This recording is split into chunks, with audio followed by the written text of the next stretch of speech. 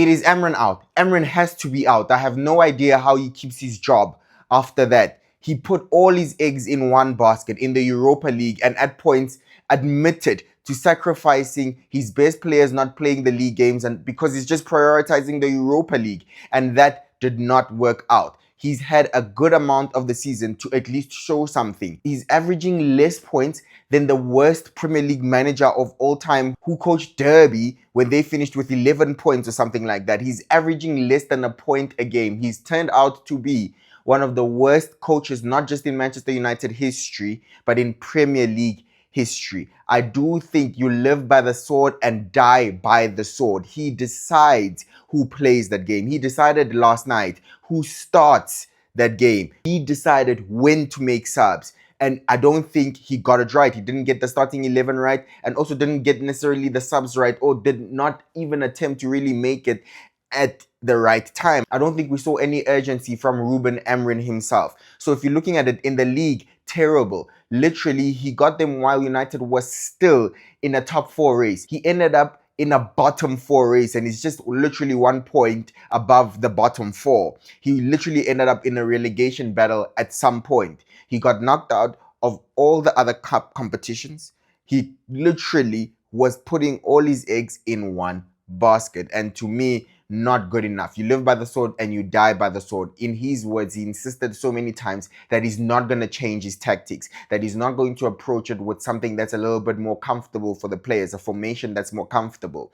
And even for one game, even in the final, yes, it's hard to make changes, but the players that you put in your system, some of them are easy to come back and say, what were you doing? Luke Shaw hasn't played football really all season, and you've put him starting in a cup final, whereas Dalot has been one of your most used players, and he could have definitely been more sharper, more fitter, more mentally also fitter than Luke Shaw, right? Xerxes, I think by all accounts, is a better player than Rasmus Højlund. Did you lose? For me, it's most important to say, when you've lost a game, did you lose with your best players on the field? And I'm not sure if Ruben Amarin and Manchester United can say that. And that is down to the coach. Waiting up until the 70th minute to make your changes, I am not pretty sure. It's one game. It's an all or nothing game. I think if you're looking at it, Rasmus Højlund, quality tells at the end. Yes, he's been okay in Europa League, but quality will tell at the end against better opposition as well. And Spurs have now beaten Manchester United 4 times, not even a hat-trick. 4 times this season. Twice in the league, 1 in the League Cup. They were putting their eggs also in trying to win a cup. They lost to Liverpool in the Carabao Cup. It was so close. They took the lead in the first leg, but they completely capitulated in the second leg and lost in the semi-final. But then they actually, in the same boat as Man United, 1 point below Manchester United in the league, 1 position below Manchester United in the league. But Ange has now the coldest football coach in history. Ange literally said he does not usually win things in his second season. He said, I'll correct myself, I always win things in my second season. That is the coldest quote in football history. When no one believed in him, he believed in himself. And I remember one time he literally said, keep laughing. He said this last year in September and told them to keep laughing, you will see. And now we are seeing. And the craziest thing is that journalists were calling him clowns. People were asking for him to be sacked. And in a way, rightfully so, because Spurs were not performing. But he has delivered a trophy. Antonio Conte couldn't deliver a trophy for Spurs. He delivered the league for Chelsea, and he's about to deliver the Serie A for Napoli this season. And he's also won the Serie A multiple times in Italy. Jose Mourinho couldn't win a trophy for Spurs. He's delivered the league for Chelsea multiple times. Jose Mourinho won lots of things at Real Madrid, won the Champions League with Inter Milan. But to be fair, he was also sacked 2 days before the League Cup final, but it goes down as not having won the trophy. He calls it half a trophy at Spurs, but it's not his name on the trophy, and Spurs didn't win it anyway. And Pochettino played the best football in Spurs, were constantly finishing in the top 4, but couldn't win a trophy. But now Big Ange has done something that all these guys couldn't do. Better managers with better CVs, and he's won a trophy for Spurs, and he's done it in his second season where he always wins. He's won at Melbourne in Australia, he's won in Japan with Yokohama, and he's won at Celtic in Scotland. And now he's done it also in England. I think I'm extremely impressed with the self-belief, especially during the toxicity and when everything was going bad.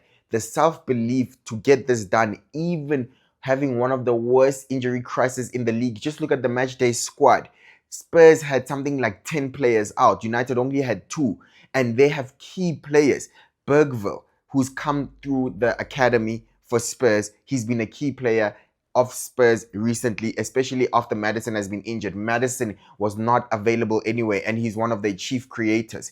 Not available. Timo Werner not available. Although, he doesn't really score much, but he usually plays under Ange at some point. And also the best player for me, Kulizeski, when apart from Son, Kulizeski couldn't play, and he's also injured. So to do that with so many injuries, I think it's absolutely amazing from Big Ange. I think they should still give him time to then go and see it through. They definitely should give him time to have a third season now with Champions League football, maybe with players back from injuries and with a budget now to sign players during the transfer window. So congratulations to Spurs. First trophy for Spurs in 17 years. It was the year of the birds and the year where underdogs really won, or lots of teams ended their cup drought. Kaizer Chiefs in South Africa, first trophy in 10 years. Belong in Italy, first trophy in 53 years. Newcastle, first trophy in 70 years.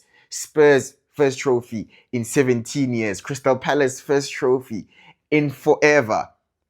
So it was definitely the year of the underdogs. And I don't know. I think it is very, very beautiful this season of football to see. It doesn't happen much, but this is sometimes why we love football, because the underdogs can deliver. It wasn't a great game of football. I think it showed that these teams are where they are supposed to be in the league. They played terrible football. The own goal was eventually what sealed the trophy for Spurs, but I think United did not look like scoring. And this is something that I criticize. You have Bruno Fernandez, who can have an absolutely terrible game. And I don't think he's capable of having an average game. Bruno can either have a wonderful game or an absolutely shocking stinker of a game, and that was one of them. Just really, I saw him moaning more times to the referee than actually being influential in the game. How many regular people, how many backroom staff are going to then lose their jobs because we've seen what Sir Jim has been doing because of this? Man United lose out on Champions League football. That's a lot of TV revenue lost. 100 million gone from not qualifying for Champions League. Yes, they were not in Champions League anyway this season, but also now they're not in Europe at all. Not even in Conference League they're gonna make it this season. So they've lost another income generating stream. And we heard Sir Jim in his interview saying that there's nothing that you can do. He has to make the job cuts. He has to even cut the lunches from his employees. He did not pay for people's tickets to come to the final. Yes, we know that he doesn't have to do that, but really owners generally do that. He's definitely gonna raise ticket prices, that is for sure. So to me, Manchester United, delete club. Delete club.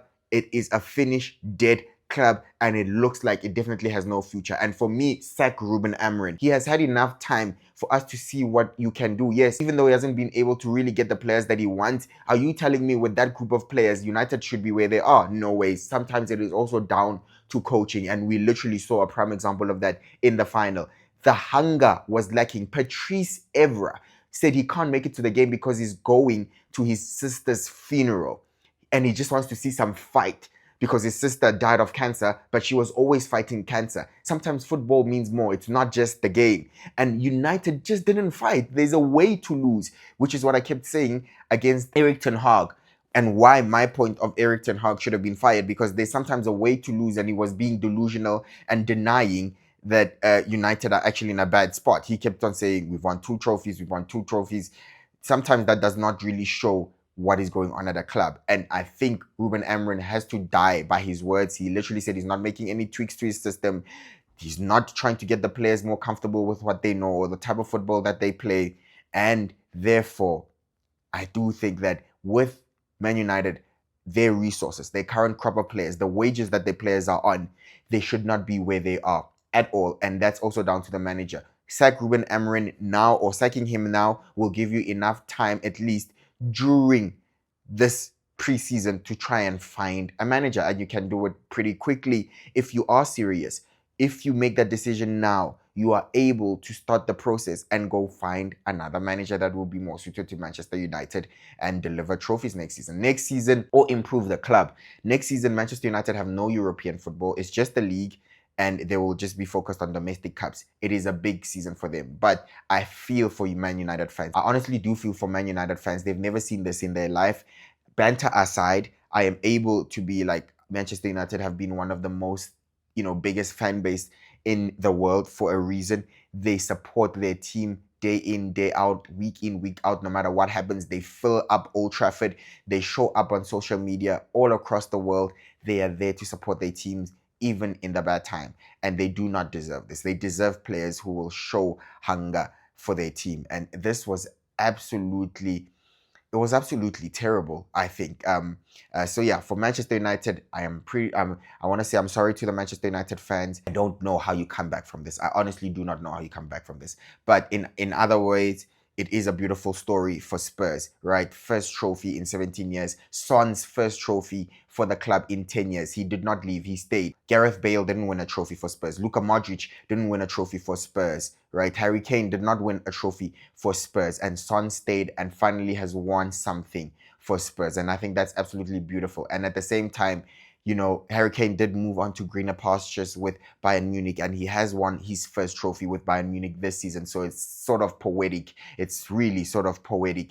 And I think Spurs deserve this. They've also been through a lot, and, they fans have also turned up week in, week out for years without anything in return, getting the banter that they never win a trophy anyway.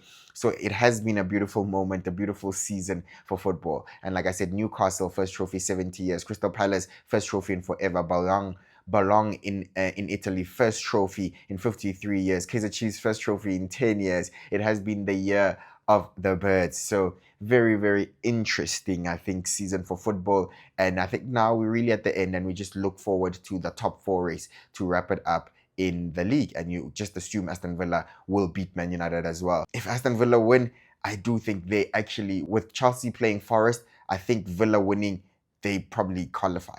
I think they qualify. I think City need a result against Fulham. Even if a draw, City will qualify. But I do think it's down to Chelsea and Forest. And I think actually they will draw and kick each other out, because Newcastle are definitely winning against Everton at home. So yeah, that is that is now the Premier League and not necessarily the Europa League. But with that being said, that is my video. Please subscribe, and I'll see you on the next one. We'll have more season reviews as the time goes, and it's going to be end of the season. But thank you so much to everyone that's followed my channel during the season. Again, second season now in a row that I've ran this channel. Appreciate it. We're on 5,000 subscribers on YouTube. Please subscribe, like, comment. I read your comments. Tell me what you honestly think. On TikTok, we're on 17,000, approaching 18. And on Facebook, we've just hit 30,000. So really appreciate everyone that follows me. For more short-term video content, links are in my channel bio. Please follow me, and that's where at least I get information more quicker. Yes, I know I've covered a little bit less of Europa League this season and European football. I just had to cover a little bit more of South African football, since I did not really do that much last year. But yeah, I think I tried to have a good balance this season. So with that being said, I will be back with the Champions League review and also the Premier League review after this season. So I'm looking forward to make more videos at the end of the season. So with that being said, please let me know what you think. Hard luck, Manchester United fans, unlucky, but I do think Ruben Amarin should go, and congratulations to Spurs, and Ange Postecoglou will go down with the greatest quote in football history. He said, "I don't usually win things in my second season. I always win things in my second season," and he's won it. He's backed it up. He's talked a big game and backed it up, and you have to absolutely respect that. Yeah, thank you so much for watching, and I'll see you in the next one. Please subscribe. Bye-bye. Hi guys, this is Itumeleng. I'm with KG Dato. Catch him on YouTube channel. We are football. Please, we are football channel. Sharp. Ladies and gentlemen, it's match day. Who will be there? Do you care though? Who will be there?